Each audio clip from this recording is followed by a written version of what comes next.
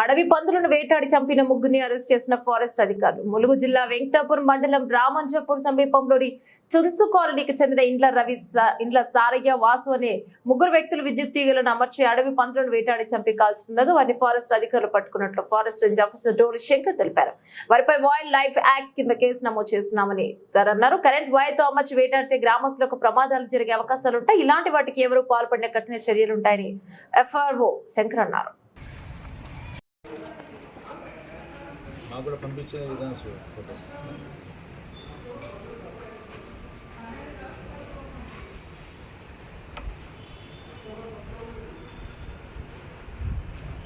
Forest range officer Mulugu morning ఇక్కడ మన పాలంపేట దగ్గర చెంచు కాలనీ అని ఒక విలేజ్లో అడవి పందుల్ని పట్టుకొని వాటిని చంపి వాటిని కాలుస్తున్నారని చెప్పేసి ఇన్ఫర్మేషన్ రాగా అక్కడికి వెళ్ళాం.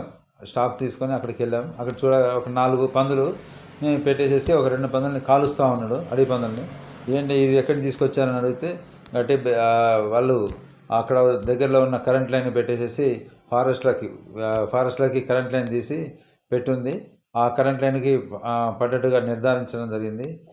వెంటనే వాటిని అక్కడికి వచ్చేసి ముగ్గురు మనుషుల్ని అదేవిధంగా ఆ 4 పందులను స్వాధీనం చేసుకొని ఎవరైతే హంటింగ్ చేశారో వాళ్ళ మీద వైల్డ్ లైఫ్ యాక్ట్ కింద కేసు నమోదు చేయడం జరిగింది.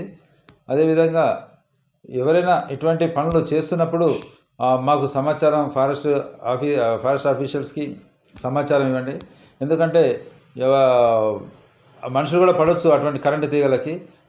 వీళ్ళు మరీ దారుణంగా కరెంట్ లైన్స్ విలేజ్ పక్కనే పెడుతున్నారు. విలేజ్ పక్కన కరెంట్ లైన్స్ అక్కడి నుంచి పెట్టుకొని తీసుకుపోతున్నారు. ఎవరైనా బాత్రూమ్కి బయటికి ఎవరైనా వస్తే దాంట్లో పడడం, కంపల్సరీ చనిపోవడం జరుగుతుంది. ఇదివరలో కూడా 2-3 ఇన్సిడెంట్స్ జరిగినాయి. కాబట్టి విలేజెస్ కూడా ప్రోత్సహించొద్దని మా డిపార్ట్మెంట్ తరఫు నుంచి కోరుకుంటున్నాను.